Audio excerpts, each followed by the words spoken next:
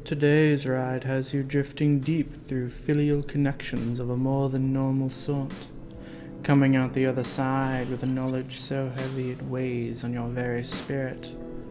With any luck you'll burn it all aboard the Fright train.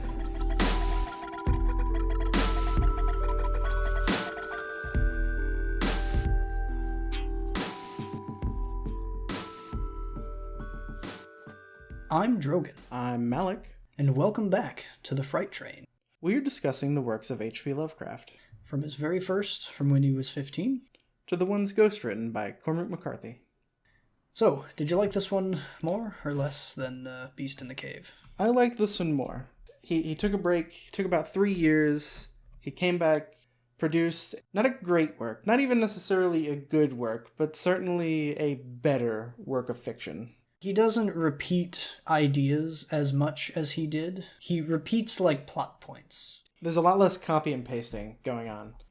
So, The Alchemist is the story of a young boy born into the last member of an ancient noble family in France. Antoine Comte de C.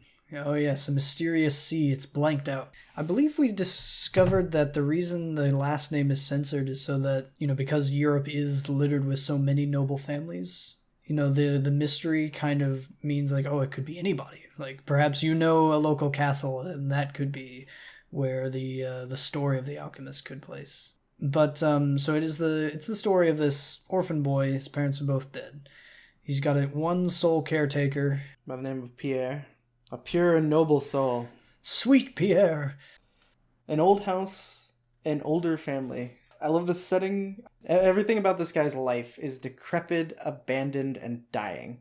He has nothing around him that he is remotely connected to that is not in the process of withering away throughout his life. The castle is falling down. His only friend is elderly and dying. Adoptive father. His parents, his father died a month before he was born. His mother died giving birth to him.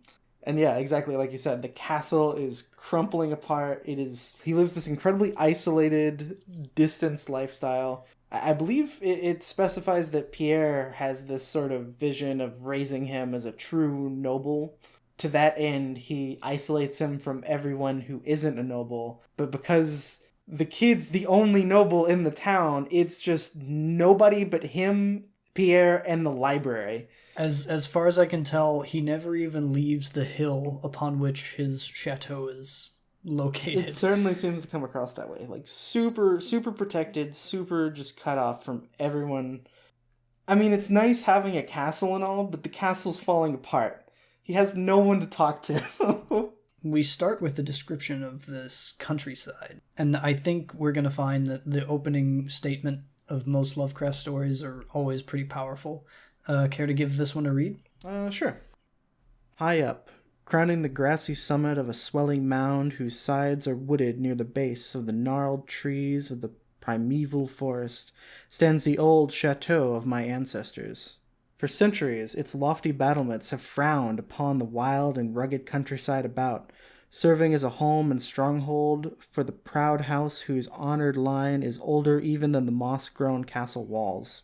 Yeah, so pretty intense stuff. It almost feels like a rotting corpse. He begins to kind of talk about the grandeur and nobility of the history of this place, and he uses a bit of alliteration that I thought was really well done. Much better than like textbook, examples of alliteration, which tend to feel kind of forced. This one I thought was very good. I'm going to read it here.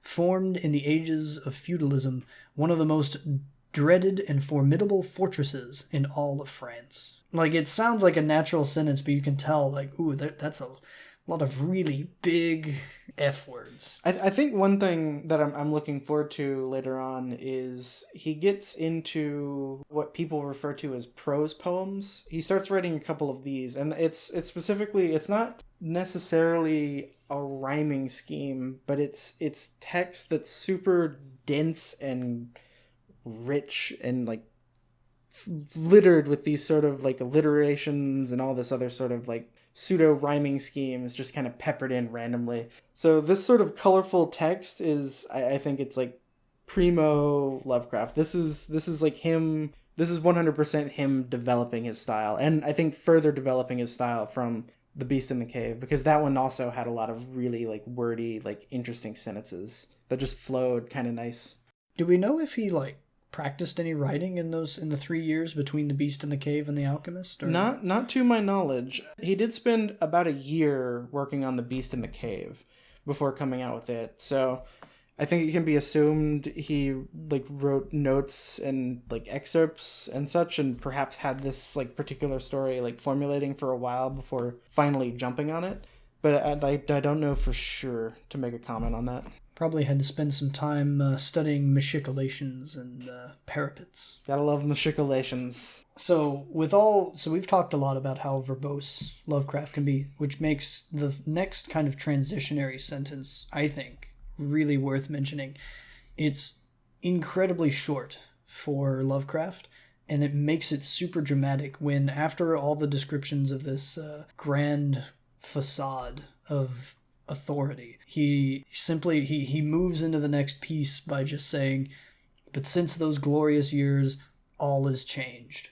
And it's dramatically short. Just bluntly, just all that I just described to you, it's gone. It's gone. It's decayed now. It kind of teases something a little bit I quite like. Like at the end of the first paragraph, it says, "Yet never had its spacious halls resounded to the footsteps of the invader." Oh. It doesn't specifically say that an invader has never set foot on the premises. It just says that they haven't made like audible noise. They haven't made their presence known, which I think kind of directly relates to one of the twists sort of buried in the end of this story. And actually the one twist in this story that I do kind of like, but we'll get into that later. It gets into the description of the character, Antoine. Antoine Comte de C. Comte de C. Antoine condescending to the common man, as we find out later. I think part of that, though, is definitely Pierre's raising of him. His servant seems to have a fairly dismal view of the plebeians and the peasantry surrounding his crumbling castle. Pierre was an interesting character. Enough is implied in this story that I really wanted to hear more about him. Yeah, he's described as taking strange care of Antoine. It says here, "I was an only child, and the lack of companionship which this fact entailed upon me was augmented by the strange care exercised by my aged guardian in excluding me from the society of the peasant children whose abodes were scattered here and there upon the plains that surrounded the base of the hill." And again, we get that really like imperious, noble attitude several times. I don't know if I've already described him as Alfred in this particular podcast, but in our discussions before I did, I think I'm going to adjust that slightly. He's like an antisocial Alfred. He's like an Alfred that's sort of engaged in like Batman's like worst depressive states and kind of reinforce those a bit, because they both seem like very dour, depressive personalities. And I think like you could even almost associate part of the main character's, Antoine's, depressive personality. You can say that some of that might have been inherited by the fact that Pierre was so dour all the time. "And thus isolated and thrown upon my own resources, I spent the hours of my childhood in poring over the ancient tomes that filled the shadow-haunted library of the chateau." So he's this kind of stay at home, read ancient books kind of kid. Basically raised by his own private library, as well as his private butler. I wonder if he's well studied in philosophy, like the previous guy. He doesn't seem to be. It seems he took an immediate shine to occult works in particular, and even more so once he learns of the curse. And it's here we learn that the family has a dark secret. His caretaker, Pierre, in his old age, starts to kind of let slip some of the details of this dark past, which he has kept from this lonely child for a while. So he starts piecing together that, wait a minute, something's off here. All of my ancestors died really young. And at first he sort of chalks this up to just natural causes, but he starts to wonder, on his 21st birthday, Pierre gives him a document that has been passed down for 600 years describing a curse. This sort of document goes all the way back to the source of the curse, which seems to imply that a long time ago, someone in the family had gone missing, and the great grandfather decided that the resident sorcerer Mitchell Mavius, otherwise known as Mavius the Evil, so a bit of a reasonable jump to assume he might have something to do with a disappearing child, just busts into Mavius the Evil's house, sees the giant flaming cauldron, and just decides that, oh, this guy did it. Strangles him. On account of his sinister reputation, you see. I have to, just to kind of backtrack just a touch.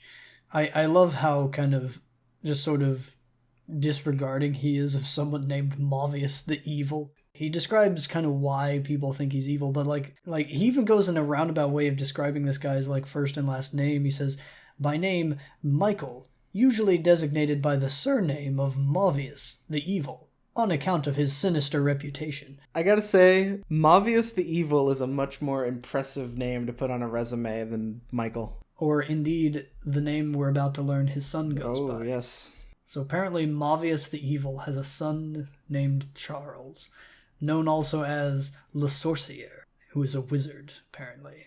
And of course, because of the sinister reputations of this pair, they are shunned by all the honest folk. Again, another kind of dig at the common people. Kind of implying that their rejection of them might have fostered some of this, if only a little bit. So the son, Charles the Sorcerer, has as we both noted, a more than filial connection with his father. So he is very pissed when he learns about his father's demise. So pissed, in fact, that he sort of pronounces to the town. He pronounces to the menials that are chattering about his father's death. Yeah. Jesus. he goes real hard on these guys. Basically, the Comte has just murdered his father, and Charles rolls up on the scene, and he gathers from the excited chatter of the menials standing about, told him what had occurred. Yet he seemed at first unmoved by his father's fate, and then he slowly gets more angry. But yeah, there's the commoners, the menials are stood about gossiping about his father's demise. With him in earshot, they don't seem necessarily all that concerned. He pronounces to the world, "May ne'er a noble of thy murderous line survive to reach a greater age than thine," and tosses a white clear glass vial at his face, and it kills him. So second Lovecraft death where a headshot is a kill shot. And not the last. Definitely not the last. And the Comte dies without an utterance. So brutal. Just drops immediately. This guy might have even felt bad once he because he hears the news that this guy didn't kill his son. He may have even been on the verge of apologizing, and this guy says, "Die!" and throws a vial at him. Kills him immediately. I mean, I do feel sympathy for the fact that his dad just died. Oh, under completely false circumstances. This was just pure prejudice at play. But understandable. He had a murder vial with him on hand to immediately kill someone. That he was just carrying around in the woods on a normal day. Who knows why that was there? What was he doing? Probably up to no good. It's his sinister reputation. He earned it somehow. He earned it somehow. It was probably by having murder vials in his pocket at all times. Normal people don't have that. So the family just kind of writes this off. And for the first 3 deaths that follow, 3 people die at the age of 32 in quick succession before anyone in the family is wait a minute, this is suspicious. I don't believe they immediately suspect Charles the Sorcerer even then. Do they? I don't think they mention that they blame him specifically. They just blame the curse after the 3 deaths start making them suspicious. Yeah, no, I don't think they ever... It doesn't say that the family ever suspected Charles's direct involvement, just that somehow, curses are real, so must be the curse. The curse has begun claiming lives, and it does not stop. He finds out about all this, and he starts to describe how he goes about investigating And I actually like this line just here. He says, "Isolated as I was, modern science had produced no impression upon me, and I labored, as in the Middle Ages, as rapt as had been old Michael and young Charles themselves in the acquisition of demonological and alchemical learning." That's quite a thing. So he is studying the materials that these guys had 600 years prior, as if it is like the most common thing in the world. And I want to say that this is a theme that I've seen repeated elsewhere. I don't know if it was a Lovecraft story or not, because I can't even remember the details of it, but I do remember another story where some guy has just incredibly outdated information, and when he goes and finally enters the real world and people are like, "Oh yeah, why are you reading that? That's like so out of date and incorrect," and he gets kind of mad and just draws back further into his like old-timey knowledge. Maybe that was Lovecraft, and so perhaps we've picked up on another kind of common theme, but I feel like with horror in general, there's this sort of emphasis on delving deep into the past to find a solution. Because usually when these sorts of things like rear up or flare up, it's because something is being done presently that isn't quite correct. There's some source in the past to like solve this particular knowledge. And there is like a nugget of information that does pertain to why this curse is still happening. Right. It's just none of the family as of yet have extracted that particular nugget of information properly. Right. As to like what is causing this particular curse to permeate through their line. So he starts looking for the real reason here. And I did like this bit. He says, "In unusually rational moments, I would even go so far as to seek a natural explanation, attributing the early deaths of my ancestors to the sinister Charles the Sorcerer and his heirs. Yet, having found upon careful inquiry that there were no known descendants of the alchemist, I would fall back to occult studies." So, and this is going to end up being a bit of a foreshadowing here, because of what ends up being the real cause.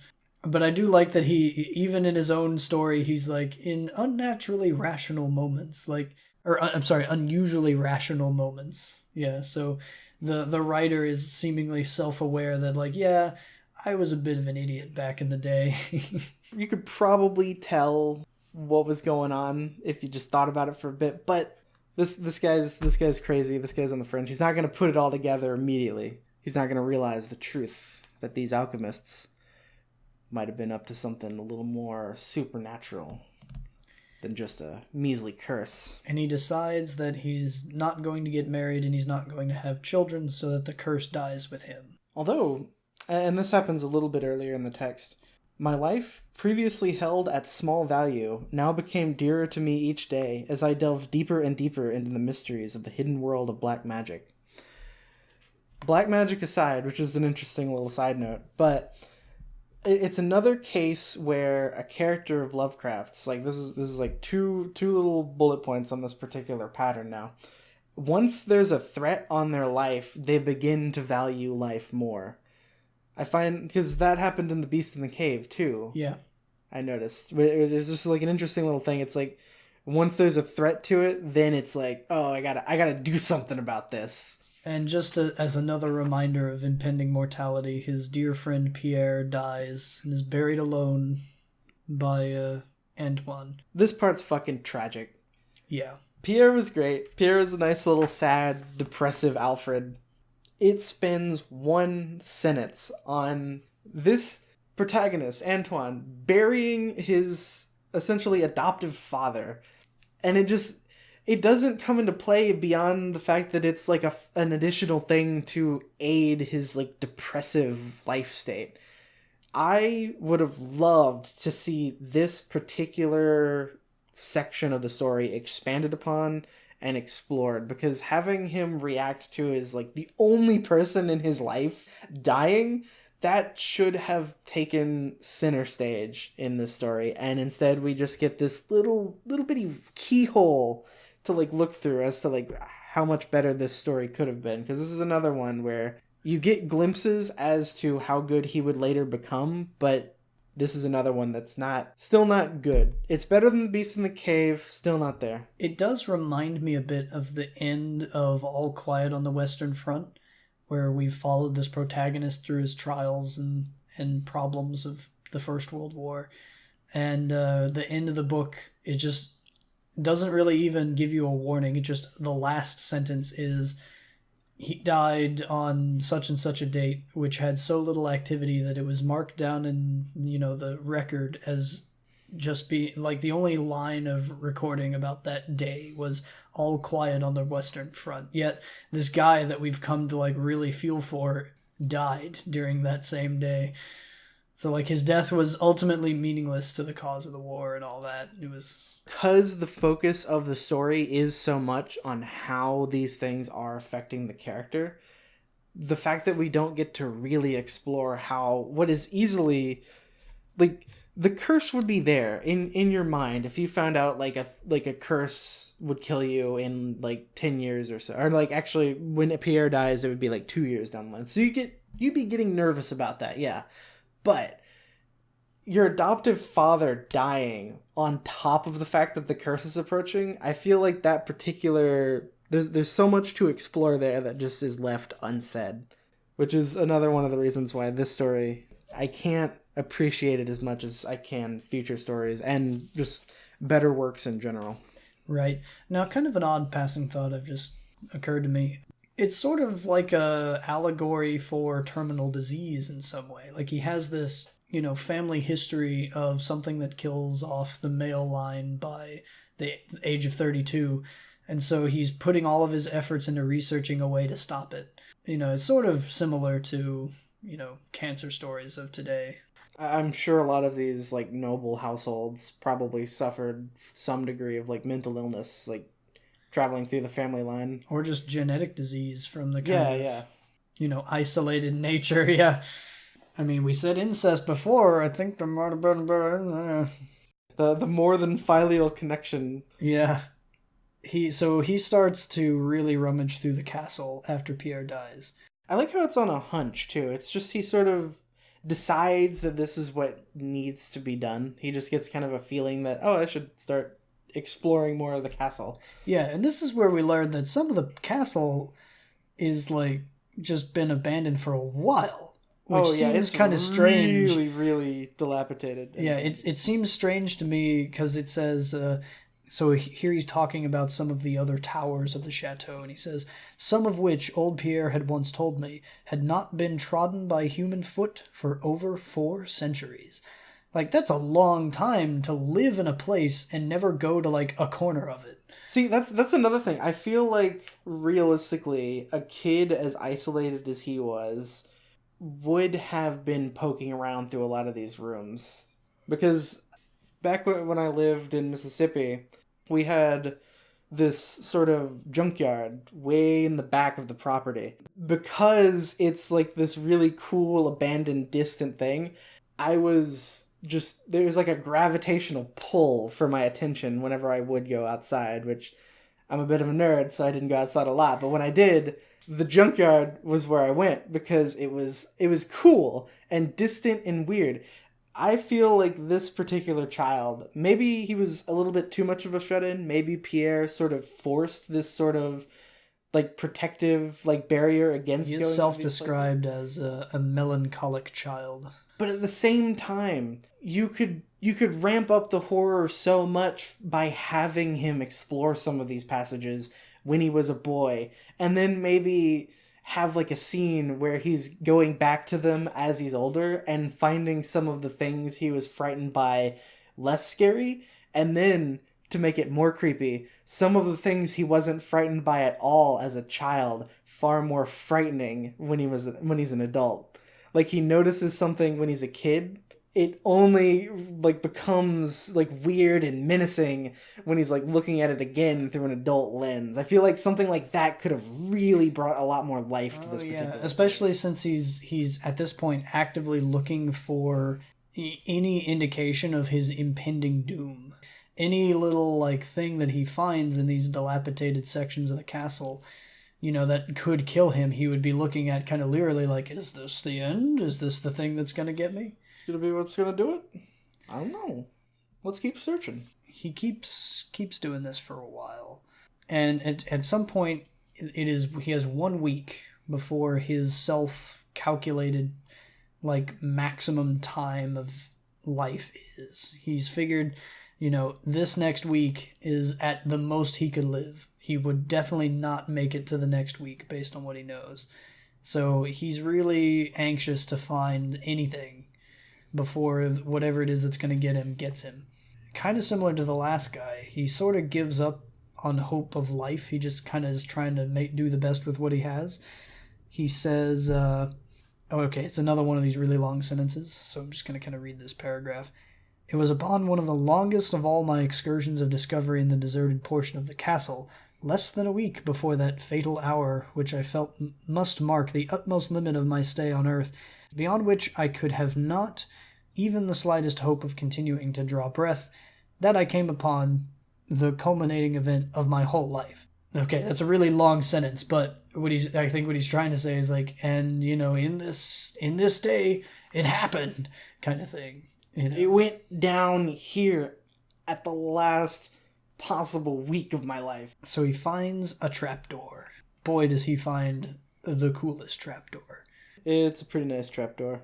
It's got an old snaggletooth in it and everything. It's got the most intense and oppressive darkness he's ever seen in his life oozing out of it as he opens it and tries to reach in, only to have his torch sputter and nearly go out as he starts to crawl down into this thing. So apparently the tunnel he finds is really long. He says it must be miles underground. That's actually something I've noticed in a lot of these kind of older works, like in particular Journey to the Center of the Earth. Like even really early in the journey, quote unquote, they say, "Oh, we must be miles underground." Miles underground is pretty intense, as we now know. It's really hot and there's a lot of pressure. So there definitely weren't miles, but it gets the point across, I suppose. Just a little being pedantic in my own way now. It sounds nice. It sounds cool, yeah. So, and here we have a moment, so he finds a door at the end of this tunnel. And I had a bit of a moment in this description, sort of similar to the cave thing last episode, where I kind of had a bit of I could feel for this guy, because I've something like this has happened. So he finds this old oaken door. He tries to open it and it just won't open. So he gives up and he turns to walk away. I had proceeded back some distance towards the steps when there suddenly fell to my experience one of the most profound and maddening shocks capable of reception by the human mind. Without warning, I heard the heavy door behind me creak open slowly upon its rusted hinges. Little over-exaggerated for a door opening, but hey, it's nice to be that frightened. Yeah. It's nice to have a character being that frightened being described. I just wish that particular description was used for something a little more frightening than a door opening. Just a door opening. The most horrifying thing that's ever occurred to this guy. I think it's important to note real quick in general, as far as horror goes, we are a bit spoiled. I feel like the things we consume that are horror media as a whole is informed by not just writers like this and just writers all throughout that period, and then just film in general as an entire medium after this. Spooky things to us are just not going to be we're more inundated with how spooky things can really get in media. So maybe a door creaking open for a guy who's totally isolated and has been isolated probably for the last 2 years of his life. This might be some of the first non-him interaction he's had in that time period since his adopted servant died. Maybe it would be about spooky enough to be the most maddening shocks capable of reception by the human mind at that point in his life. He does say, to be confronted in a place as thoroughly deserted as I had deemed the old castle, with evidence of the presence of a man or spirit, produced in my brain a horror of the most acute description, which he gave us previously was the acute description, as it turns out. So I kind of felt for him a little bit here. In one of the previous places I lived, there was a wood splitter hanging next to a door. And it wasn't always hanging there. So after it got hung up there, I walked through that door, and because the door kind of slams when it closes. This is when you were home alone, right? Yeah, it caused the wood splitter to knock against the wall. So when I went through the door, it sounded like someone, right after I closed it, was knocking to be let in. So I go and open it, and there's nobody there. And so it kind of freaks me out a little bit because I know that no one was in the other room that I just came from. So I close the door again to see if it happens again, sort of. Oh, because I'm a student of philosophy, so I did not immediately freak out. But I close the door and I hear the knocking again. Again, pretty spooky. So then I go on the other side of the door. It's like, okay, let's just see what this is. I close the door again. The knocking occurs, but this time I can see the wood splitter like hitting the wall. It's like, okay, fright over. Adrenaline's still kind of pumping, but it's like, okay, yeah. See, this is just something silly. Especially because the wood splitter only knocked that third time. Right. However, in this poor lad's case, it is not a wood splitter causing this creaking noise. It is something far more enjoyable than that. Perhaps the most sinister force in all of Lovecraft's works.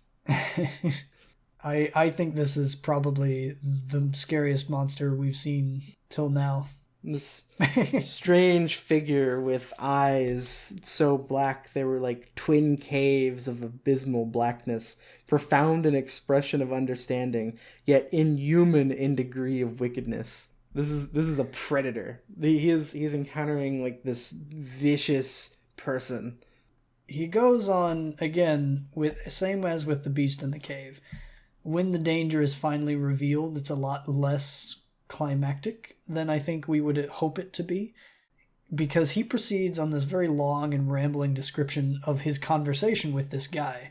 Yeah, this part I'm really not too keen on. I think I might know part of why he used this, but I have noticed that this is a trend in like this last story and this one, where the character is just describing in his head what is being said to him, when just dialogue could have sufficed. I think the idea, partly thematically, was that he really wanted to focus in on this character's emotional reactions to things, but also it lets him describe it in a way that's vague enough to not outright give away the twist that's coming in like the next like page or two. Like couple of pages, yeah.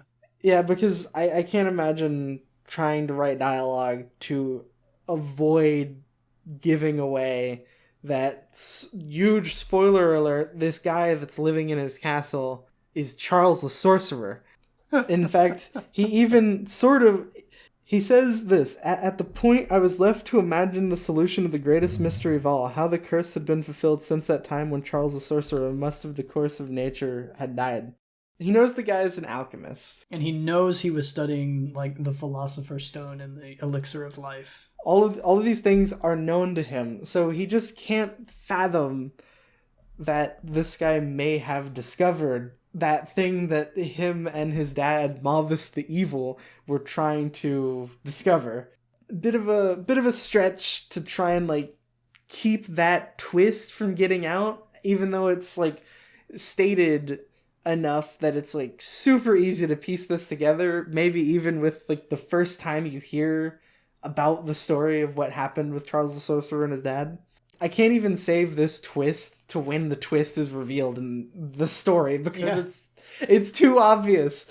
It's too obvious even for me to like really force, because like with the beast in the cave you can just avoid saying that it's a man because it doesn't hint too much at it right up the case. With this, it hammers it home. It's not so much a twist ending as it is a twist middle. A twist beginning, middle, and end. So this guy starts talking to him, and they just talk forever by the sound of it. This guy gives our dear old Antoine his full life story, and somehow this full life story does not like tip off to Antoine that this is Charles the Sorcerer, despite the fact that he talks at great lengths about things that only Charles the Sorcerer could know. So he says, he told how young Charles had escaped into the night, returning in after years to kill Godfrey, the heir, with an arrow, just as he approached the age which had been his father's at his assassination. So, and it just rambles like this for a while. But, okay, see, what that would do is that implies that Charles the Sorcerer is speaking in third person, which, don't get me wrong, I love a good villain able to speak in third person about himself, just through the vanity of it all. But at the same time, I think the reason he's just describing what Charles the Sorcerer is saying, rather than just outright having Charles the Sorcerer say it using traditional dialogue, was so that some semblance of this twist could be preserved. I just don't think it preserved that twist at all. No. No, very clearly it did not. But we do find soon the end of Charles the Sorcerer. Perhaps. Yep. As another fight breaks out in Lovecraft, another toss, the lad Antoine takes his torch, chucks it at Charles. It strikes, bursts into flames. A little more critical than a hit to the head with a rock, potentially, because he just burns. He burns up, and it's such a foul and horrific sight that Antoine faints while Charles the Sorcerer, continues to, burn and smolder away. And I'd like to point out that it's described earlier by, this guy, in his retelling of his life story, tells him that Charles the Sorcerer, caught one of his ancestors in a field and, forced him to eat poison and then left him there as, I guess, so that he would be discovered later. And so, it seems, again, same with Beast in the Cave, just a little bit unlikely that this guy who's survived this long is incapable of seeing the fact that, I'm a flammable old man. That guy's holding a torch. Let me just lunge at him suddenly because the torch won't come into this at all. It's poetic. The curse started with Charles the Sorcerer throwing a vial at one of the Comte de C's face. Yeah. Only for him to then have a torch be thrown at his face by another Comte de C. The throwing at one another's face, it cancels the curse out, maybe? It's like poetry. It rhymes. Sure does. Yeah. So, and this is just the ending just kind of continues to draw itself out at this point. So he investigates the room in which this guy, he still doesn't know it's Charles the Sorcerer at this point. He specifically asks, how had the curse been carried on through all these long centuries since the time of Charles the Sorcerer? He asks that. He asks that now after the guy basically gives it away and then wanders off into his alchemist laboratory that's under the... Which, okay, this is a twist. I think we kind of glossed over this, but this is a twist I do actually like. The idea of some entity or something hunting this family down and living on the premises, living in the castle that is supposed to protect this family. It basically turns what is designed to be this protective fortress into this hidden defense of the thing that is most dangerous to this family. I like that idea. That idea that this thing of defense is allowing this just enemy to run rampant on this family. It's nice. Yeah. It's a nice little idea. Not really emphasized as much as I'd like, but it's there. It's definitely there. Oh yeah, it's a creepy idea for sure. But yeah, it's so long that it kind of loses that edge in translation. I do also like this bit though. There's in the corner was an immense pile of shining yellow metal that sparkled gorgeously in the light of the torch. It may have been gold, but I did not pause to examine it. So again, this is the best alchemist. He has not only cured aging for himself, but he's something built a I'm pile definitely of after. gold. He's figured out how to presumably turn lead into gold. That's the implication I get from that. He is able to generate gold very cheaply. Just hiding in a cave. So, supposedly, in the narrative frame of this story, The protagonist is writing about this some 60 years after these events take place, because he's 90 when he's writing about it, and in the story he's only 32.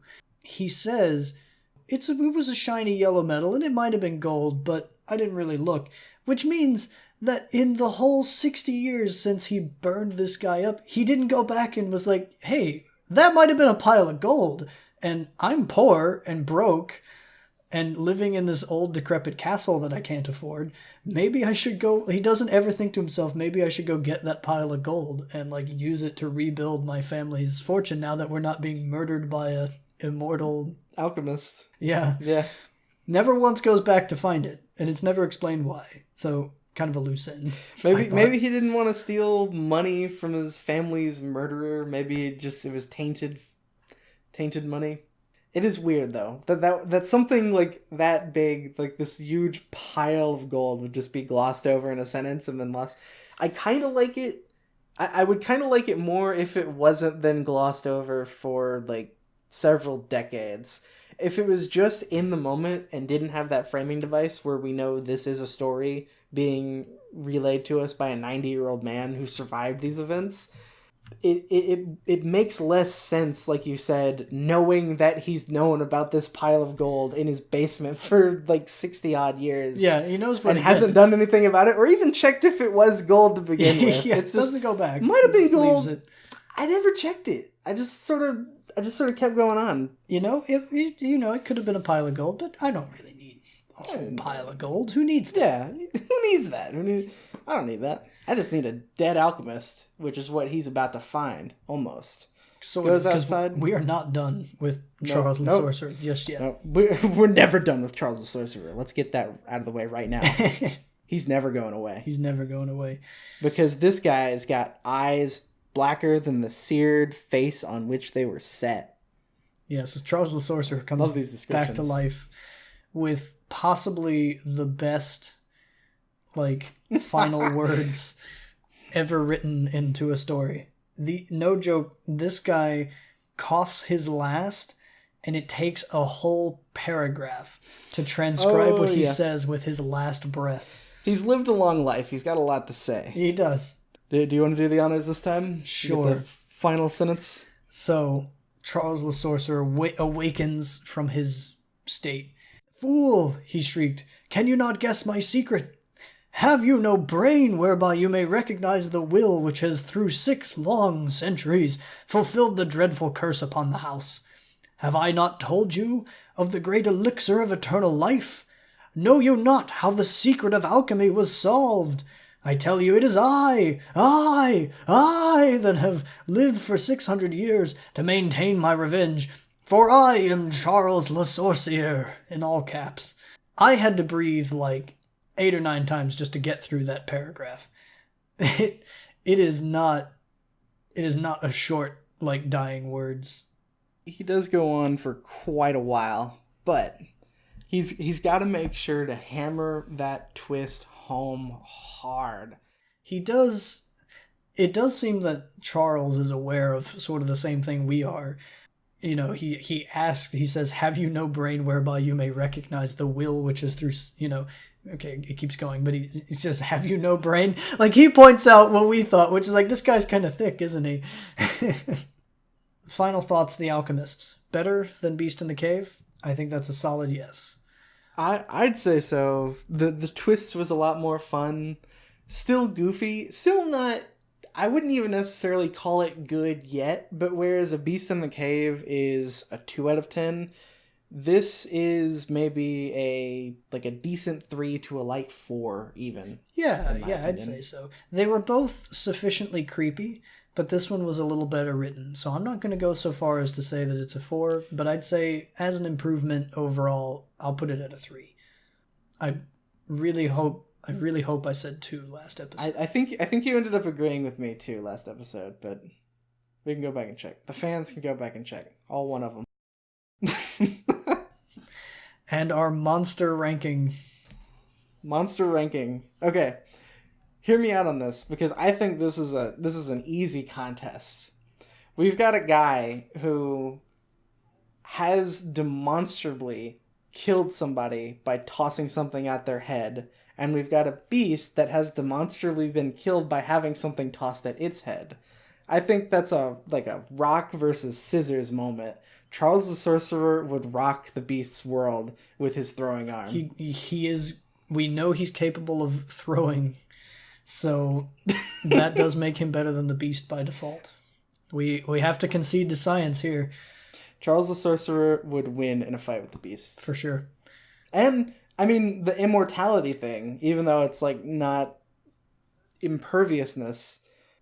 Yeah, as we know, Charles the Sorcerer won in a fight with a whole lineage of people. They may have been dumbasses. 600 years of a family. 600 years of a family felled by this one immortal man. So I assume, where would you rank him versus the beast? Definitely above the beast. So Charles 1, Beast 2. Beast it's lost his one episode lead. And I guess because he didn't die in this one because he ended up becoming the tour guide in the Beast in the Cave. So